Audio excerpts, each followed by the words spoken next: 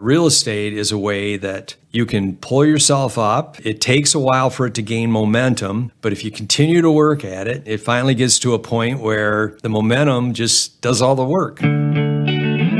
Welcome to the Rental Property Owner and Real Estate Investor Podcast, brought to you by the Rental Property Owner Association, providing benefits and services to real estate investors and rental property owners for over 45 years. With your host, Brian Hamrick from Hamrick Investment Group. Hello and welcome to episode 10. Today I sit down to talk with James Loftus. James is a buy and hold investor who has been around long enough to have experienced the ups and downs of real estate investing. He not only weathered the Great Recession, he came out stronger and wiser because of it. Today, we talk about his investing and property management techniques, his recent decision to switch some of his properties over to a professional management company, and the course that he teaches for the RPOA on housing codes, rental inspections, and property maintenance. All right, so you have been an investor for 25 years, and I know we were talking a little bit before the show about your experience. Can you kind of go back and tell me what the past 25 years has been like, how you got into the industry, and some of the changes that have occurred for you? Well, I got into the industry because I didn't think my body was going to hold up to what I was doing for a living. I was a truck mechanic trying to learn my way through that. And anyways, physically, I didn't think I'd be doing it when I was 65, and it got me thinking. So I started investing in real estate, and there was some ups and downs, and there was a learning curve. And sometimes I lost my focus for a while, then sometimes it came back. But anyways, in 95, I started buying single-family properties and some two-families. And it got to the point where in 2002, I left my job. I had a good job, had a lot of benefits, company car, got to do pretty much whatever I wanted to do. But I left my job at that point. And let me ask you, what was your job at that point? I was a maintenance director for a large trucking company. Okay, but you realized that probably wasn't what you wanted to do for the rest of your life. I was concerned that ownership had younger siblings that someday would be running the company, and I was just kind of thinking ahead as to how that was going to affect me and if I wanted to be around. And I just decided that I was going to keep working on the real estate because I wanted to just work for myself. And so I just kept buying properties until I was cash flowing enough that I left my job in 2002. 2002, okay. So when you say you just kept buying properties, how exactly were you buying these properties? Were you getting a bank loan? Were you paying all cash? What was your MO? I would borrow money any way I can. I would get credit lines on my houses. I would refinance my primary residence. I would, if I had a car with equity in it, I'd use that equity. If I had credit cards, I'd use the credit cards. I got as many loans in my name as I could. I got as many loans in my wife's name as I could. And what kind of leverage were you getting? I mean, in other words, how did you make sure you didn't run into trouble with all the credit and the leveraging that you were doing on your properties? Well, when I started out, the job that I had, I could work as many hours as I wanted, and if I ran into any trouble, I just worked my way through it. I was never really that concerned about it. I just always felt that if I had debts, I could just work hard and pay them. So you had the job income that was helping you stay afloat whenever you ran into problems with your properties. If you needed to put a new roof on one of your houses or something, you could just work extra hours to help pay for that. Yes, and I also had a lot of mechanical ability that I had an opportunity where if I wanted to go down and take on extra projects at work, that I could go down and work weekends, nights, whatever, and I just had ways of accruing extra income to get over any blips I had. And so were you also managing your properties at the time? Yes, I was managing my properties. Okay, so that probably took up a good deal of time as well. Well, yeah, it took some time, but not as much time as what most people would think. When I worked at the trucking company, we had 9 locations, and I was out of town a lot, and it wasn't a big deal. You know, I mean, it never was a problem. When I left my job, I had 21 properties. 21 properties, and you felt confident enough with 21 properties that you could leave your job, leave that steady income, and have enough cash flow coming from your properties to sustain you? Yes, what I did was 7 or 8 months before I left my job, I bought a house that was in a fire, and I used money from my 401k, and I had to pay the money back through weekly installments from my paycheck. So for 6 months, I didn't take a paycheck to pay the debt down. So when I left my job, I was pretty sure that I could live without a paycheck. A couple months before I left my job, I started getting paychecks again. But anyways, I mean, I kind of gave myself a test run. I'd like to also say that if you're ever going to leave your job, the only way you're going to do that is by owning houses, properties free and clear. You can't own 20, 30 properties all with debt and leave your job. You're going to have some properties free and clear. And the combination that I used, that I've also read in the RPOA newsletter, which is a good combination, is if you can own 50% of your properties free and clear, that's a pretty good combination. And at the time I left my job, I had owned 50% of my properties free and clear that I didn't have payments for.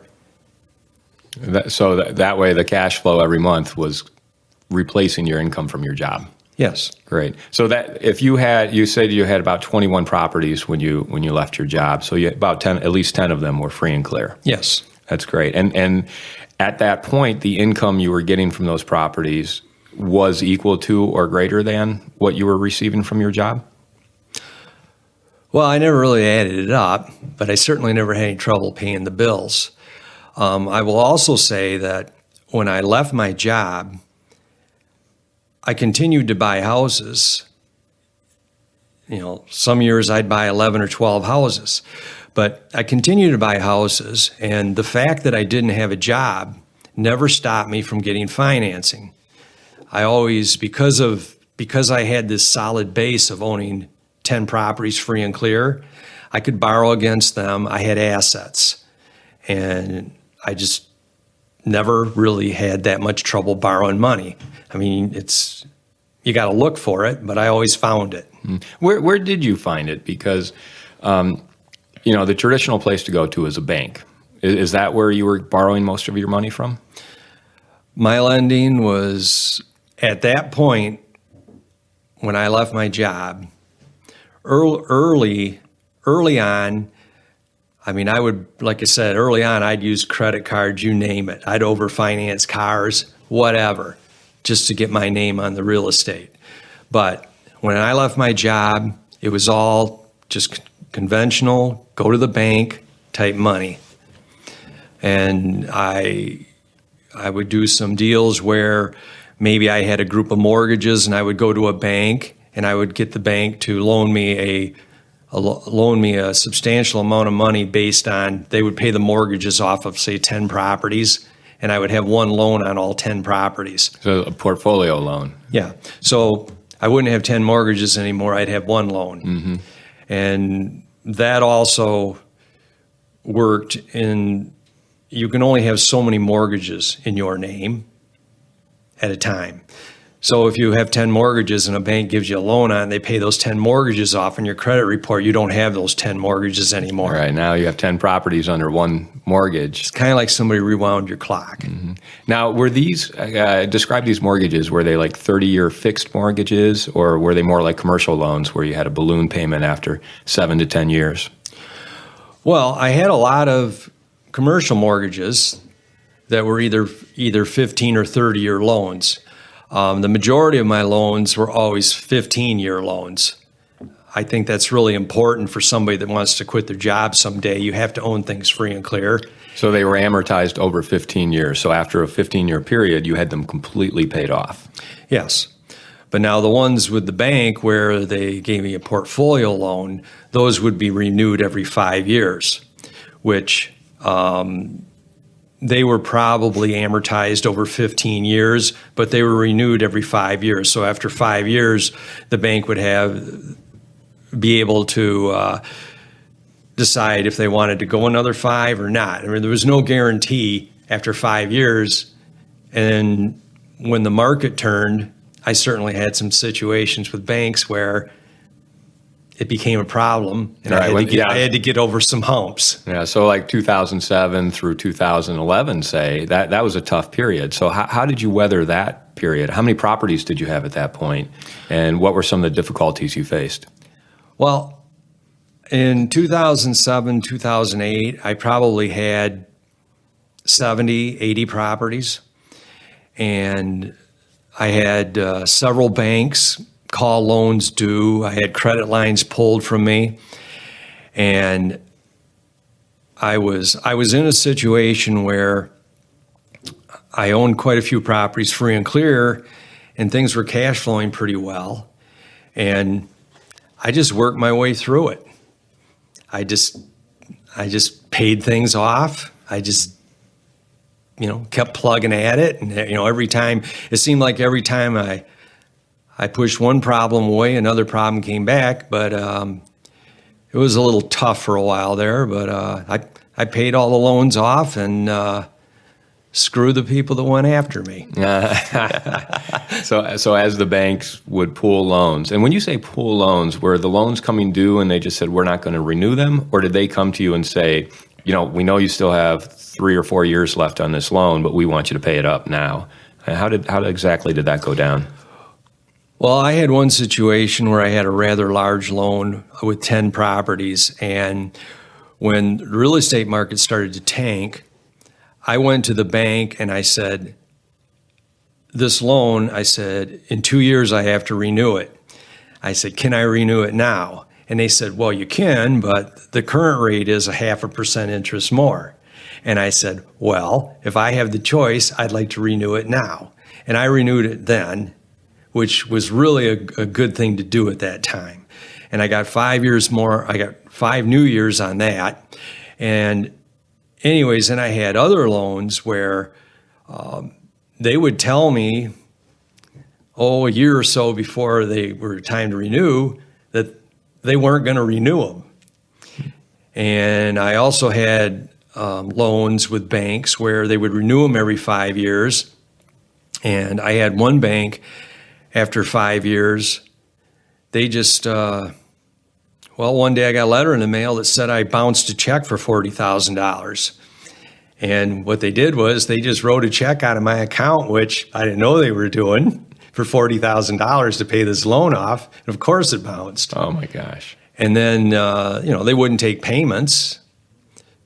And I also had 2 other loans with them, but this one was renewing after 5. So anyways, they just forced me to pay it off. So I just paid it off. And then I had another bank that I had 2 pretty large loans on. It was time to renew, and they wanted their money. They weren't going to renew, and they were making things pretty difficult for me.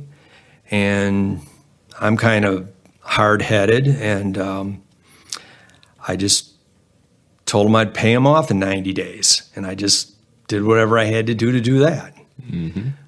But anyways, it just. But I want to say that when the real estate market tanked, the rent kept coming in. That was one of the good things for real estate investors at that point. That was a great thing. Mm-hmm.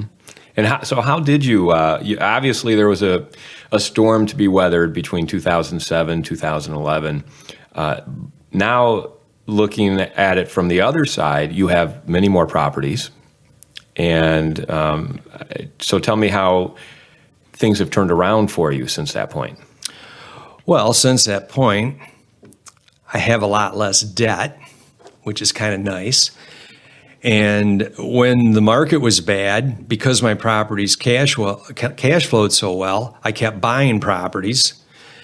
And I kept buying properties because I just really felt that one of these days people would realize that rents have gone up, and I didn't really understand why.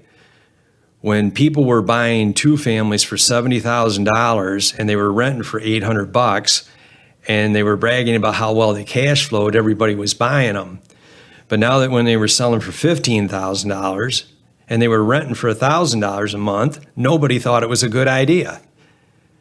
And it also seemed to me like there wasn't really a lot of risk. You're pulling $1,000 a month out of them, you pay $15,000 for them. If it goes on a couple years and it just blows up, it probably would be okay. So anyways, I just kept buying properties. So you were buying all through the downturn? All through it. Mm-hmm. And that was a great period, because I was buying then too. I started buying in 2008. And you're right, you could pick up a duplex for $15,000 to $25,000. Yeah. That was in a decent neighborhood. Yes. Yeah. Yeah, and I found it kind of strange that a lot of investors just decided to not participate in that. Yeah, I wish I had a time machine that I could go back and buy even more. Yeah, I mean, I did, looking back, I did physically what I was able to do, but I wish I would have done more, but I didn't really turn anything away. I mean, anything that I had the resources to do, I did. Mm-hmm. Are you still buying? Yes, I'm still buying. Right now, I'm in the process of buying another property. I'm not really looking at buying additional properties like I once did. It's gotten to the point where, things are cash flowing pretty good. Rents have gone up a lot. And my focus these days are more with remodeling my properties and looking for better tenants. So you're kind of tending to the properties that you already have, making sure those are running as smoothly and as well as they possibly can. Well, during the downturn, when I would buy properties, I would concentrate on getting them in good rentable condition and getting somebody in them so I could move on to the next one. Whereas now, because the property values have gone up so much, I'm reluctant to buy more properties, but now I can go back and do a little more work on the ones that I've bought and make them much nicer places and attract better tenants. Are you taking advantage of any of the low interest rates right now? Are you putting any debt on your properties? I haven't borrowed any money since 2008. Really, that was it, huh? Well, I haven't really, it hasn't really been necessary. Mm-hmm. I've just been self-funded. I had a bad experience with the banks for a while there, and I just don't feel real great about going in and asking them for money. Mm. I mean, I think I probably should again someday, but it's kind of nice not needing to. If you don't have to, why bother? Right now you have, how many properties do you own? Over 100. Over 100. And we were talking a little bit before, so I know the answer to this, but share with our listeners, your management philosophy. I know that you've, at one point, were managing everything yourself, but since then you've handed some off to a management company. Can you talk about that, please? Yes. Currently, I'm having 40% of my properties managed from a management company. The reason I'm doing that is rents have gone up so much that it's very easy to justify the extra expense. And, they say that there's a shelf life on being a landlord. And after a while, you do get a little bit tired about hearing every little thing that goes on. You mean from the tenants? From the tenants. And by using a management company, I'm included a little less in that kind of activity. And the rest of the properties I manage myself. And even the ones that are managed, it's, you're still involved with them. You're still making a lot of the decisions. But I really don't think it's that big a deal managing your own properties. Mm-hmm. What was it like then? You were managing your own properties, and you were doing that since you had a full-time job. Yeah. What was the emotional process of going through and saying, okay, I'm going to pick these ones that I'm going to let someone else take care of now. I'm going to hand my babies over to someone else. What did that feel like? Well, what happened to me was when I got about 75 properties, it felt like it was starting to get a little bit tough. And I remember, for one reason or another, I seemed to push through that. But it seemed like when I got around 105 or so, it just seemed like because I was doing everything myself, I had let some bad citizens into my life. And it was starting to work on me. And anyways, I have concluded that I'm not really that great of a property manager. I'm more of a, when something falls down, pick it back up and get it going kind of person. I really don't mind all the nuts and bolts of keeping houses going. But as far as managing them, I don't mind paying somebody to do all the screening and things like that. I really like that aspect of it. I don't like the aspect of when you own a lot of properties, there's a lot of people in shelters and stuff looking for places, and your phone rings a lot, and you end up talking to a lot of people. And I don't mind pulling that out of my life at all. Mm-hmm. And lately, as places have been going vacant, I've been turning them over to the management company. I don't really mind when people move out, going over there and getting involved and getting everything going again. But the day-to-day stuff and knowing why somebody's rent's late or this or that, it's okay that I don't know about it. Exactly. And have you noticed with professional management, because they have strict guidelines, as if you don't pay your rent by this date, we're going to file a notice or whatever. Have you noticed that your rent collections have improved, stayed the same, gotten worse? I mean, how would you classify that? Well, my rent collections did not get better. I mean, I was doing well with the rent collections, but it was just I was working pretty darn hard to collect it. There was a little more arm twisting than I thought was necessary. The management company, because of their screening process, they get applicants that pay much more freely. So but you say the rent collections had not improved. Is that because you were? My rent collections were not bad. Mm-hmm. It's not. I mean, some people go to property management because they're not very good at collecting rent. Where I never really had a problem with collecting rent, but I was spending a lot of time on it, and it was time that I really didn't want to spend on it anymore. But and also just because of the sheer numbers, it was time to.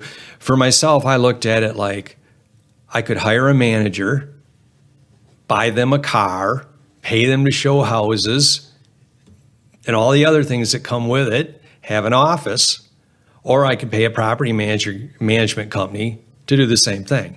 And to me, the property management company had a lot of value in that I didn't have to do that. Didn't have to have an employee.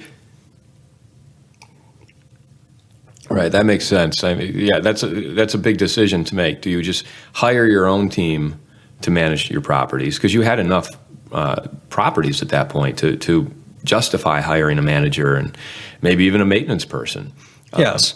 Or do you just go to someone who's already established, a management company that's already established, and work within their system?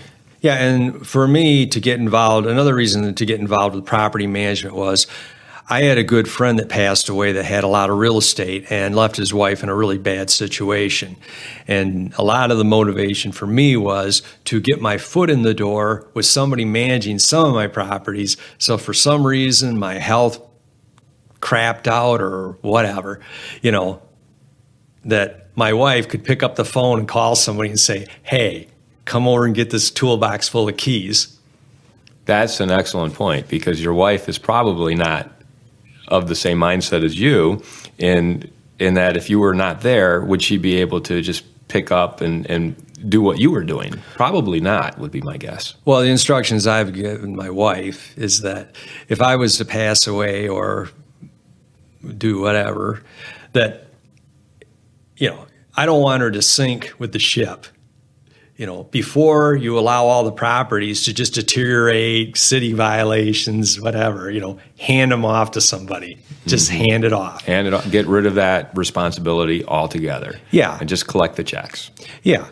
And, if that doesn't go well for you, you always have the option where you could just sell everything off. But I will say that a property that's properly managed and has good tenants in it will sell for much more money than one that's deteriorated, and a lot of crime and things like that are going on there. So even if you're using property management and maybe financially things aren't working out the way you want, your property probably has some pretty decent tenants living in it. And when you put it up for sale, and the house will show much better. And I think you will be rewarded substantially by that than allowing it to deteriorate. Yeah, my mom and dad, they had 3 two-families. My mom passed away about a year ago now. And they had 3 two-families, and they were in nice enough neighborhoods. And I used to tell my mom, you ought to just get these things managed. You ought to just get these things managed. My mom was stubborn.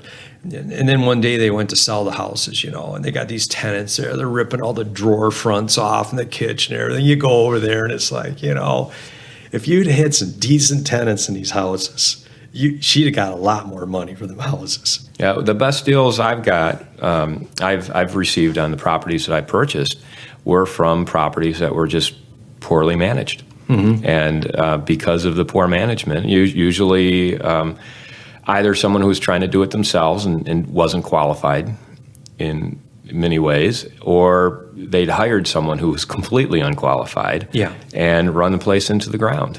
I think management is a talent, because you're not just dealing with the people part of it, you're dealing with the property part of it. And if you don't have the team underneath you to do both those things, then you're just asking for trouble. Yeah, and see, what sinks most landlords is inactivity. Somebody calls you up, they don't have hot water, don't spend a week figuring out what you're going to do about it. It's inactivity. Same thing, you get a letter from the city housing department that there's something going on. Do something about it. It's all this inactivity that creates all these problems that didn't need to be. In the end, you still have to fix their water heater. In the end, you still have to do whatever the city wanted. You're going to have to do it anyways. But if you just put it on the back burner and you allow it to get to where you have more fines, more fees, the tenant's mad, they call the city on you. It's all the inactivity. And myself, I've been able to, because of working in the trucking industry or whatever, I'm used to dealing with problems. And if something comes up, I want it. It's in my nature to do something about it now, because when I go home, I don't want to have that problem anymore.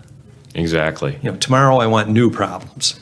Yeah. And that's what sinks. Every time you run into somebody that landlording is overwhelming them, it's because they don't stay in front of the ball. They just.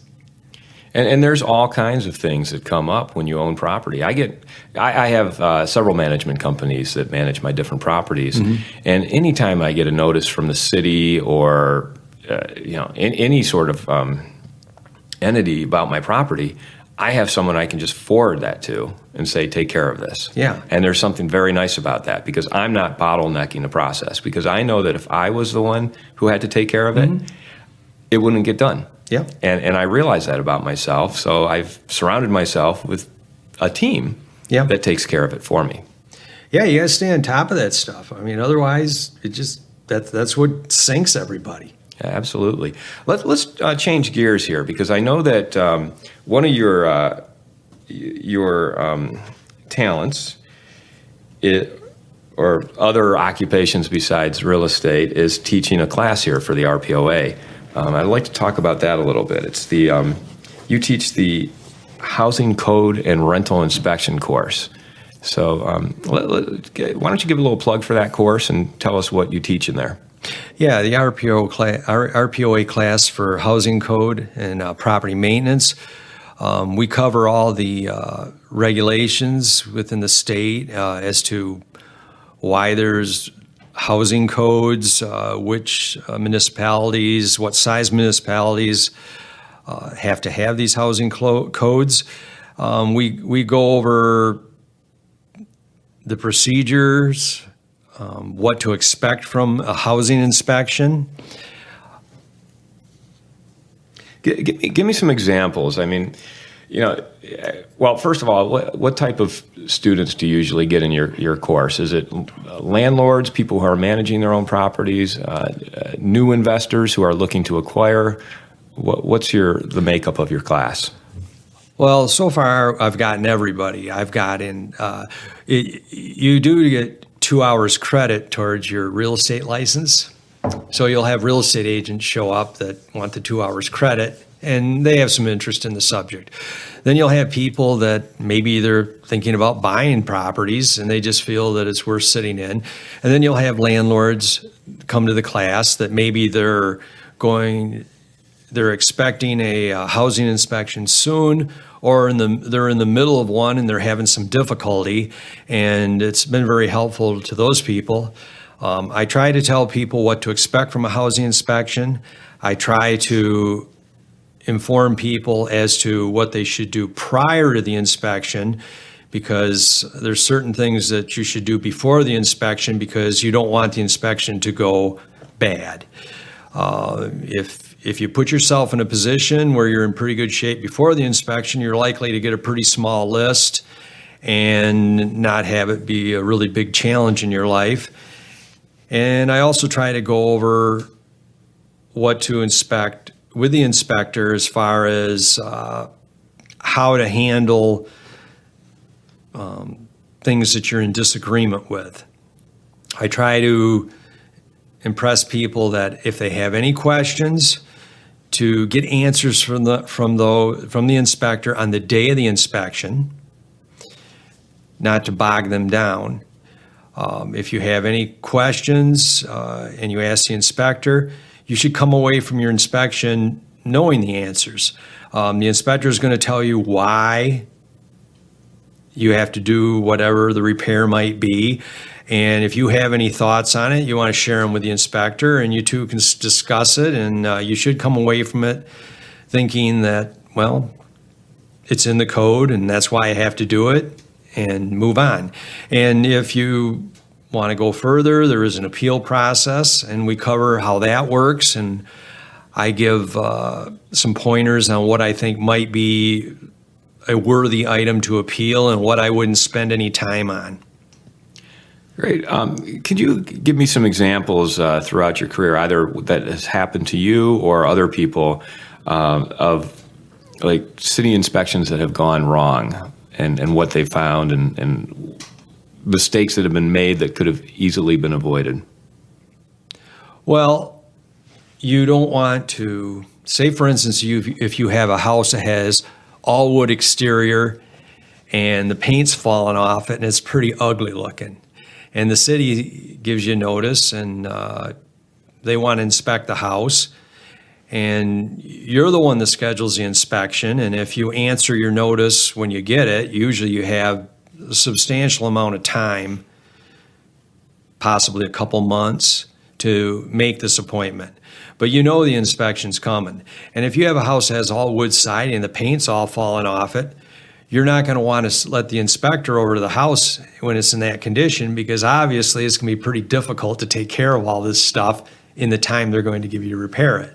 So you're going to want to get there ahead of time and do something about all these problems you have. You're going to want to roughen the house, so to speak, so the day comes when you have an inspection that you get a manageable list, as opposed to 3 pages of things that are going to take you a year to do. Right. So you want to get ahead of it by understanding what the city codes are and what the inspector is going to look for.